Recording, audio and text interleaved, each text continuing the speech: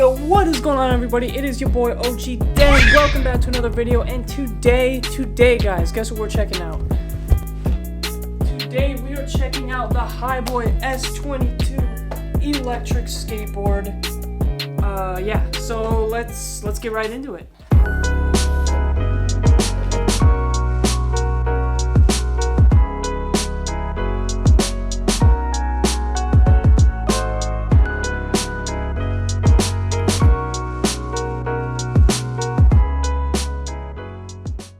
Okay, you guys, so I've had the HiBoy S22 for a little over a month now, so it's been an experience to say the least. So when I got this, the board retailed for $400 US. Now, just checking the website, it appears to be $339, so $60 cheaper. They may even have some Black Friday sales on their website, I'm not exactly sure. It's a pretty inexpensive longboard, and there's not a whole lot of competition in this cheap of a price range, and I want you to keep that in mind because this board is a budget board. I'm not going to be comparing it with the $1,000 boosted boards, you know, Onsor Blacks, One Wheels, any sort of other things like that in that huge price range. This is going to be compared for what it brings for $340.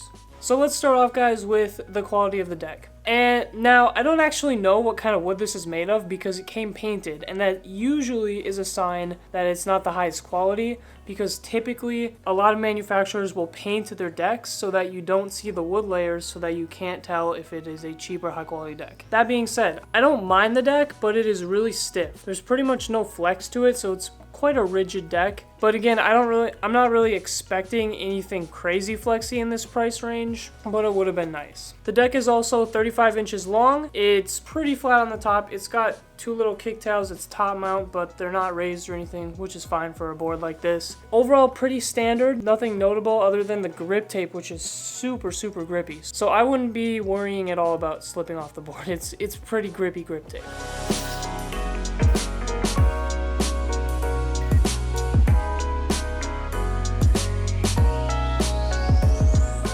Alright, next I want to talk a little bit about the wheels. So these wheels are massive. I believe they're 90 millimeters. If I'm wrong, I'll correct it on the screen. But they are huge wheels. And this goes for the motors and for the normal front wheels. They are massive wheels.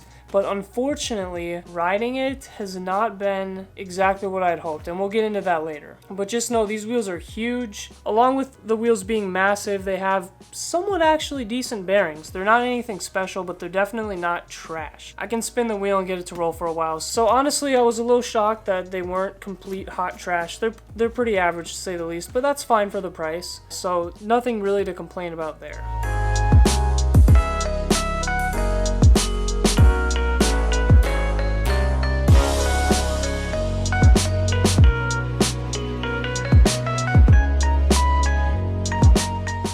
Alright, now let's talk about the motors of the board. These motors are actually really great for the price. It's not just one hub motor, it is two dual hub motors, which means that you get a lot more torque and a lot more power with both wheels having that hub motor in the back. Really nice to see in that price range. A lot of these cheap boards you're going to see with only one wheel out of the four with a motor, and they're just not very good. So really happy about that. But again, the downside is their hub motors, you know. And if you know anything about electric skateboards, you know hub motors aren't that great. If you're unfamiliar with this, just know that hub motors are notoriously bad at absorbing any sort of bumps in the ground. So if you live in an area with a lot of bumpy surfaces, bumpy roads, like huge like gaps and stuff, I'd just save up money and get either a belt drive or a direct drive. Probably a belt because they're cheaper. Because the hub motors there, if you're not comfortable on your regular board, do not ride hub motors on bumps because they will make you very scared about falling off, which is a real possibility. Other than that though, I love these motors. They're really fast, they're really responsive, the power's there, and they're just good hub motors for the price. With that being said though, let's have a quick chat about the battery. Here's the deal, guys. I've had a few issues with this battery. So about a week after getting the board, I was just riding around, you know, testing out the range, testing out the speed, going on trails, doing fun stuff, when all of a sudden, 2 miles in, my board just dies on me. So I had to go call someone and tell them to pick me up because I was like stranded, you know. The board was just weird. The button was blinking, the remote was going all whack, and I'm like, what is going on? I just went back home, charged it, it waited a few hours, and it looked like it was doing great, you know? So I took it out for another spin, and then 2 minutes into the next ride, it died again. Plugged it back in, charged it, I'm like, I don't know what's going on, let's try it again. Took it out a third time, it died in 10 seconds. I'm like, well great, I have a faulty board apparently. And I'm not the first one to have this problem either. If you look at reviews on Amazon, there's a fairly decent number of people that have the exact same problem where their battery just dies really quickly. So I got in contact with HiBoy again, emailed them about it, and they're like, don't worry, we're gonna send you a free of charge replacement battery. It took a while because I guess they have limited stock or whatever because of COVID, but the new battery came. Actually, here is the old battery. So this is what the actual battery looks like. So they sent me this, and then also along with this, they sent me a new thing of grip tape, because in order to replace the battery, you have to rip off the old grip tape to get to the screws. Actually installing it, it's not that difficult, pretty easy. All you have to do is unscrew the case, pull off this layer of foam, which is kind of weird, take out the old battery, unplug it from these things, plug the new one in, pop it back in,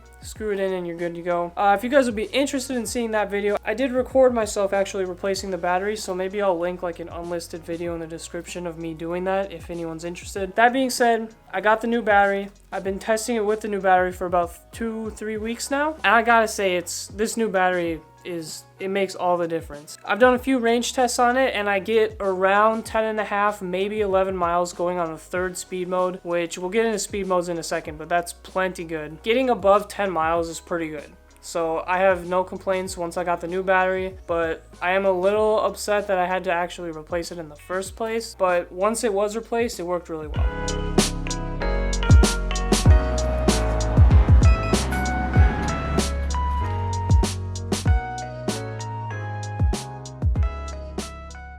Okay, now I actually kind of want to talk about the ESC and the speed mode and stuff. So let me go grab the controller. And just like that, we have the controller. So this controller is actually a really, really nice controller. I really love how they have this little loop design here, so I can just kind of grip it like this. If I have gloves on, I can put a finger through it and I don't lose the remote. So take notes, people. We like the finger loop. This remote connects to the board with their whatever ESC, I don't really actually know what it is, probably just a hobby wing, but it's got a power button, it's got a reverse button. When you click the power button, it turns on. It'll be blinking until it gets paired with the board.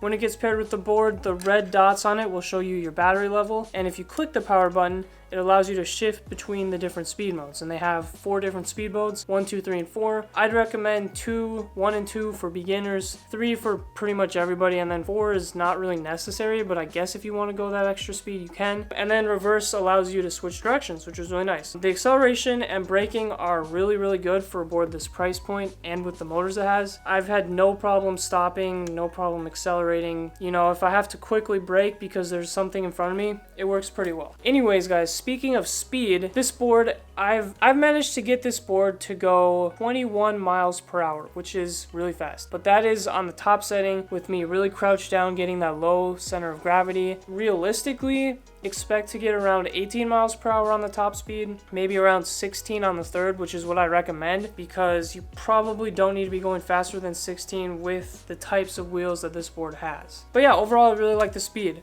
Anyway, speaking about that wheel thing I was saying earlier, these hub motors do not absorb any bumps, so going anything over 16 miles per hour with bumpy roads is actually kind of dangerous, and I wouldn't recommend it because you can really, really feel bumps on this board. Like, I'm telling you, you really feel them, and you just don't want to be going that fast over them, like over big bumps like that. Just trust me.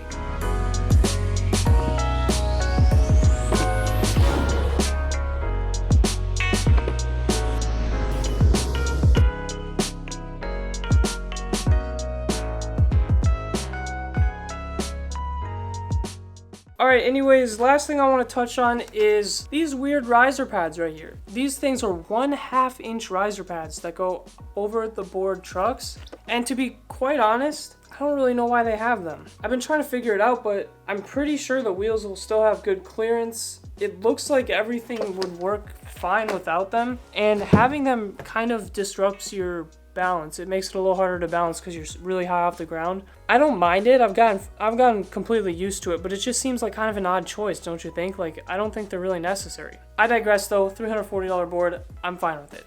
Anyways, final thoughts. on the board. I think for $340, you're getting a really solid deal here with 2 hub motors on the back wheels to really give you that torque and speed that you want. This is hard to beat. A few things I would have liked to see would be the removal of those riser pads, a little bit more of a flexi board, and maybe better bushings actually. These bushings are a little whack. Other than that though, I think you're getting a pretty good deal for $340. Everybody that I've talked to that's tried the board really likes it. The remote is super comfortable, really nice. Even though it doesn't even have a screen, it's just really nice to hold and stuff. Grip tape's grippy, nice speed. Honestly, if you're in the market for a electric board and you don't want to break the bank, I would definitely consider looking at this board. My main issue with this board has to have been the battery. Aside from the battery though, I'm fine with everything else for the price, and I think it's a really solid board. So with that being said, guys, I hope you enjoyed the review. If you want to check out the board, I'll have links in the description below, which will be affiliate links. So if you do buy from them, I get a percentage of the company's earnings, which helps the channel out. That's all I got for today's video. I'll see you guys on Saturday. Peace out.